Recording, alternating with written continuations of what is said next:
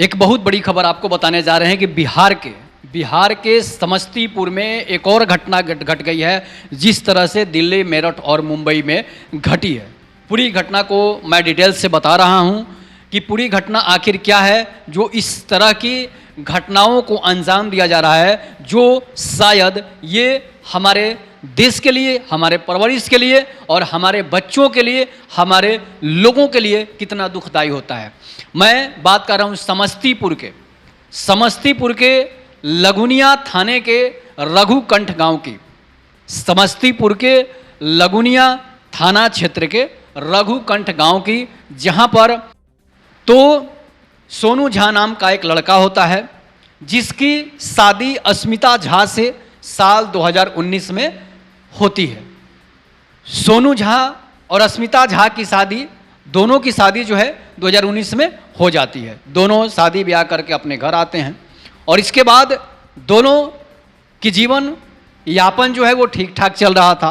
इस बीच क्या होता है कि सोनू झा जो है वो कमाने के लिए बाहर चला जाता है, कमाने के लिए साउथ इंडिया चला जाता है। साउथ इंडिया से कमाकर पैसे भेजता है।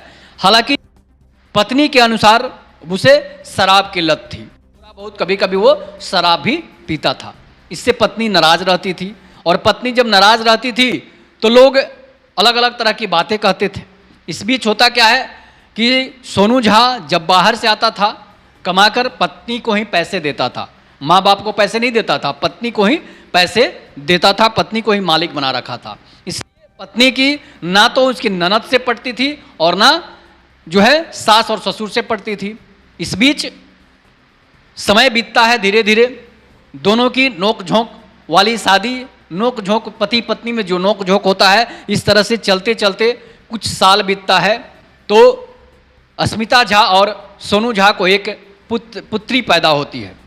पुत्री पैदा होती है, उसके बाद कुछ साल के बाद उसे एक पुत्र भी पैदा हो जाता है। इस बीच जो है पुत्री जो है वो 6 साल की हो जाती है और पुत्र जो है 4 साल का हो जाता है। मतलब कि 6 साल के अंदर जो है उसे 2 बच्चे पैदा हो गए थे। मतलब 2025 का जो समय चल रहा है, ये घटना 23 जुलाई 2025 की है। अब होता क्या है कि दोनों बच्चे धीरे धीरे बड़े हो रहे हैं। अब दोनों बच्चों को टीचर की ज़रूरत पड़ेगी। दोनों बच्चे स्कूल जाने लगे थे और उन्हें पढ़ाने के लिए घर पर भी ट्यूशन टीचर की ज़रूरत थी। इस बीच गांव के ही एक बुजुर्ग व्यक्ति को ट्यूशन पढ़ाने के लिए बोला जाता है। वो कुछ दिन ट्यूशन पढ़ाते हैं, इसके बाद पढ़ाना छोड़ देते हैं। अब इसके बाद सोनू झा के पिताजी जो हैं वो गांव के ही एक लड़का हरिओम झा को ट्यूशन पढ़ाने के लिए बुलाया जाता है। हरिओम झा की उम्र भी 28 से 30 साल थी और अस्मिता झा की उम्र जो भी थी वो 27 साल की थी और इसी के समतुल्य जो है सोनू झा की भी उम्र थी। इस बीच होता क्या है कि सोनू झा तो कमाने चला जाता था। इसके बीच क्या होता है कि ट्यूशन टीचर जो है हरिओम झा जिसका नाम है, वो गांव का ही लड़का था। अलग अलग तरह के डिज़ाइन में बाल कटवाता था, अलग अलग तरह के हेयर स्टाइल रखता था, अलग अलग तरह के जीन्स पहनता था। मतलब कि स्मार्ट बन के ही वो पढ़ाने आता था। आजकल के शिक्षकों का, टीचरों का ये पेशा बन गया है कि वो पहले के टीचर जैसे नहीं पढ़ाते हैं। वो अलग अलग तरह के मोछ रखेंगे, अलग अलग तरह के डिज़ाइन रखेंगे, अलग अलग तरह के बाल कटाएंगे, दाढ़ी बनाएंगे, अलग अलग तरह के दाढ़ी में 3 तरह का तिरंगा बनाएंगे। इस तरह के टीचर आजकल स्वभाव से बन चुके हैं। ये समझिए कि आप अपने घर एक सांप को पाल रहे हैं। अगर ऐसे टीचर आपके घर आ रहे हैं जो नॉर्मल नहीं है, तो समझिए कि आप अपने घर में ही सांप पाल रहे हैं। इसलिए कि वो जरूर है कि आपके घर में कोई बड़ी बेटी हो, कोई बड़ी पत्नी हो, उस पर नज़र रख देगा। इसमें आपके लोगों की भी गलती होगी, लेकिन उसकी सरासर गलती होगी। अब इस बीच क्या होता है, 1500 रुपये में हरिओम झा को पढ़ाने के लिए बुलाया जाता है। हरिओम झा पढ़ाने लगता है।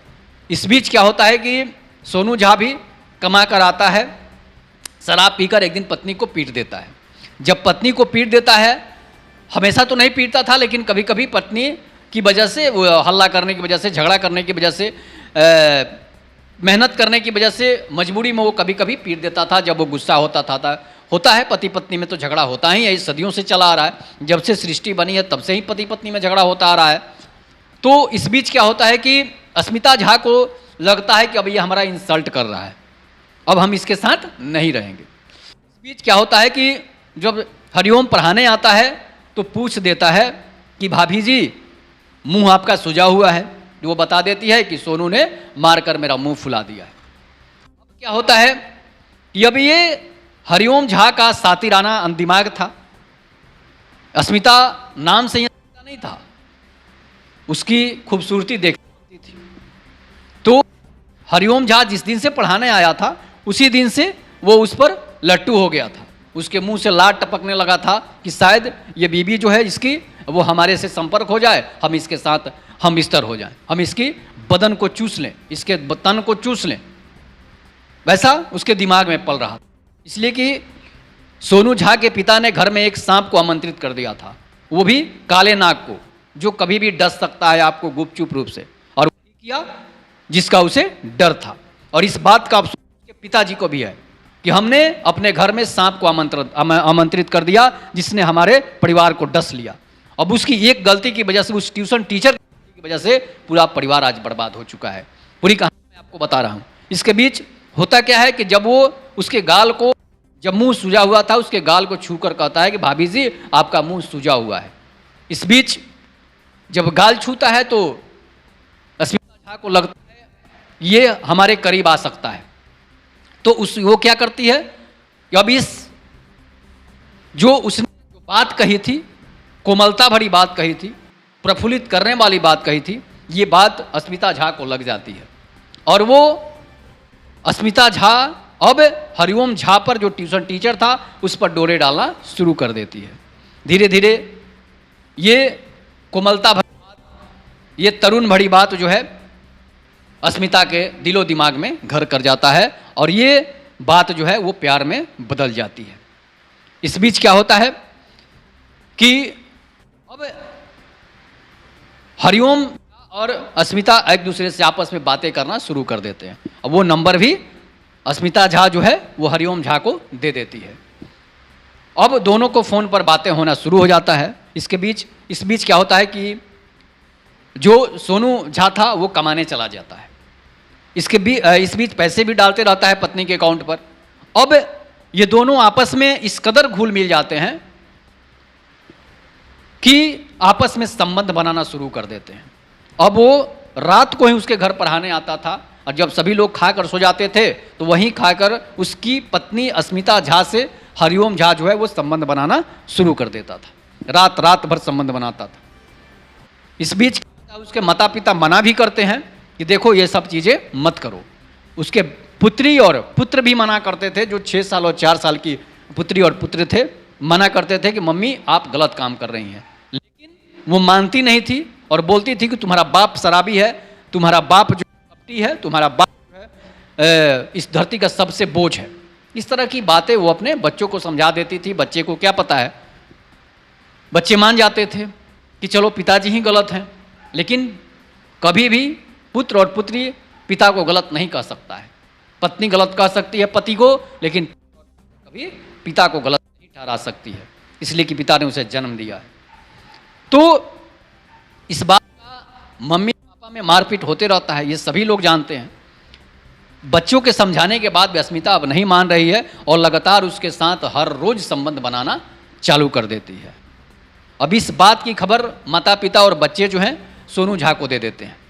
सोनू झा साउथ इंडिया से घर आता है तो पत्नी इसके साथ मारपीट करता है और मारपीट जब करने लगता है बस पूछता है कि तुम किसके साथ संबंध बना रही हो, तुम हरिओम के साथ ऐसा कर रही हो। लेकिन वो कहती कि नहीं, हम ऐसा नहीं कर रहे हैं। अब क्या होता है, ये बात के लिए कहा सुनी होती है। दोनों में झगड़ा होता है। दोनों में जब झगड़ा होता है तो चाय बना रही कतली थी, जो केतली में चाय बना जाता है, उसी से चाय बना रही थी। शाम का समय था और पत्नी जो है क्या करती है कि केतली, जो चाय बनाने वाली केतली होती है, उसी को उठाकर वो अपने पति के सर पर दनादन मारना शुरू कर देती है। इस बीच उनके मम्मी पापा बाहर थे, घर में थे नहीं। अब जब मारना शुरू कर देती है तो सोनू झा जो है वो गिर जाता है और वो केतली से उसके सर पर ताबड़तोड़ वार शुरू कर देती है और फ़ोन करके हरिओम को ही बुला लेती है। बच्चे मना कर रहे हैं, लेकिन वो बच्चों को बाहर करके मार रही है। बच्चे जाकर बाहर हल्ला करते हैं। हरिओम आता है और उसी केतली से वो भी वार करके दोनों तब तक उसे मारते रहते हैं जब तक उसके प्राण पखेरु न निकल गए। मरने के बाद जो है ये लोग लाश को टुकड़े टुकड़े कर देते हैं। लाश को जब टुकड़े टुकड़े कर देते हैं, बच्चे जब हल्ला करते हैं, तो बच्चे जब हल्ला करते हैं, इसके बाद क्या होता है कि वो जब लाश को अलग अलग हिस्सों में, उसके पहले क्या करते हैं ये लोग, लाश को करंट ठेका देते हैं। करंट वाली तार जो है लाकर उसे सटा देते हैं ताकि लाश जो है गल जाए। अब इसके बाद क्या होता है, जब उसकी लाश करंट से जुड़ती है तो उसके पूरा शरीर बदन जो है पीला पड़ जाता है और बाहर जाकर हल्ला कर देती है कि पति ने करंट छू दिया गलती से, जिसकी वजह से इनकी मौत हो गई है और करंट से ये मर गए हैं। उसके बाद उसकी लाश को करंट से गला देते हैं और बाहर जाकर हल्ला कर देते हैं कि पति को करंट मार दिया है, पति मर चुके हैं, और हरिओम झा जो है वो फरार हो जाता है। इस बीच क्या होता है कि लोग लाश को निकाल कर बाहर ले जाते हैं, तब तक उसके रिश्तेदार, हित नाता, मम्मी पापा सभी लोग जुट जाते हैं। इस बीच क्या होता है कि अब पुलिस आती है। पुलिस को जब पता चलता है कि भाई करंट से मृत्यु हुई है, तो लाश को पोस्टमार्टम के लिए भेजा जाता है। जब लाश को पोस्टमार्टम के लिए सदर अस्पताल भेजा जाता है समस्तीपुर, तो पता चलता है कि इनकी मौत जो है वो किसी रॉड से, किसी मतलब कि बर्तन से मारकर इनके सर पर हत्या की गई है। अब सभी लोग भौचक्के रह जाते हैं। गांव में ये खबर पूरे खबर जो है वो हवा की तरह फैल जाती है। पूरे गांव में खबर फैल जाती है, गांव से लोग जुटने लगते हैं। जब गांव से लोग जुटने लगते हैं तो क्या होता है कि हरिओम तो फरार हो चुका था। बच्चे से जब पूछताछ की जाती है तो बच्चे बताते हैं कि बच्चों से जब पूछताछ होती है तो बच्चे यही बताते हैं कि माँ ने हरिओम को घर में बुलाया था जब पिताजी से झगड़ा कर रही थी। अब क्लियर हो जाता है कि उसकी पत्नी अस्मिता ने ही अपने पति की हत्या करवाई है। अब जांच जब होता है, जब पूछताछ पत्नी अस्मिता से की जाती है, पुलिस पूछताछ करती है, सदर जो इंस्पेक्टर होते हैं वो वहाँ पहुँचते हैं। उसके बाद जब इनसे पूछताछ की जाती है तो वो अपना जुर्म स्वीकार कर लेती है कि हम अपने पति सोनू झा से तबाह हो चुके थे, तंग आ चुके थे। अब हमें कोई अफसोस नहीं है कि उसकी हत्या हम की है। हम भले उम्र भर जेल में काट लेंगे, हमारा बॉयफ्रेंड मिले या नहीं मिले, लेकिन मैं अब इस पति से तंग आ चुकी थी, जिसकी वजह से इसकी हमने केतली से मार मार कर हत्या कर दी और इसके बाद करंट सटा दी ताकि लोगों को पता चले कि इसे करंट मार दिया है। अब समझिए, एक ट्यूशन टीचर की वजह से एक हंसता खेलता परिवार उजड़ जाता है। किस पति पत्नी में झगड़ा नहीं होता है। आप सदियों से देखिएगा तो हर किसी के, हर जाति और हर धर्म में, हर देश में पति पत्नी से झगड़ा होता है, लेकिन कोई इतना निर्दयी अपने पति के लिए कैसे हो सकता है जिसके दो बच्चे हों, जिसके माता पिता उसे 7 जन्मों का फेरे लेकर उसे भेजे हैं। उससे पत्नी के दिमाग में आखिर क्या है कि अपने पति की हत्या करा दे सिर्फ और सिर्फ एक बॉयफ्रेंड के लिए। वही पति पत्नी साल 2019 से एक साथ रह रहे थे, जब इस बीच में कोई तीसरा नहीं आया था। और जब तीसरा आता है तो पति की हत्या हो जाती है। तीसरा आने के पहले पति की हत्या क्यों नहीं करती है कोई पत्नी? इसलिए कि उसके दिमाग में वो जहर नहीं भरा जाता है, जिस दिमाग के जहर से वो उसके दिमाग में नफरत फैलता है। पति था नफरती, अगर पति से अगर दिक्कत थी, पति से अगर समस्या थी तो पति ही सुलझाता था उसकी समस्या को, या पत्नी, दोनों आपस में बैठकर ही सुलझाते थे। लेकिन जब तीसरे की एंट्री होती है तो घर बर्बाद होता है। पति पत्नी और तीसरा, पति पत्नी और तीसरा जब आता है तो वो घर पूरी की पूरी तरह बर्बाद हो जाता है। अब 2 बच्चों, जो बच्चे बचे हैं, उनकी देखभाल कौन करेगा? पत्नी तो जेल में अब रहेगी, अब उनकी जेल का जो है देख रेख कौन करेगा? अब हरिओम, जो जिसने जहर बोया, जिसने सांप की भूमिका निभाई, वो तो वहाँ से गायब हो चुका है। अब वो पकड़ा जाएगा। इसके बाद पता चलेगा कि आखिर सोनू झा को मारने वाले और कौन कौन से लोग थे। उनके माता पिता का कहना है कि वो किसी और लोगों को भी बुलाई होगी। और इन सब होने के बावजूद पत्नी की हत्या के बाद पत्नी रात भर अपने बॉयफ्रेंड के साथ संबंध बनाई है, उनकी लाशों पर बैठकर।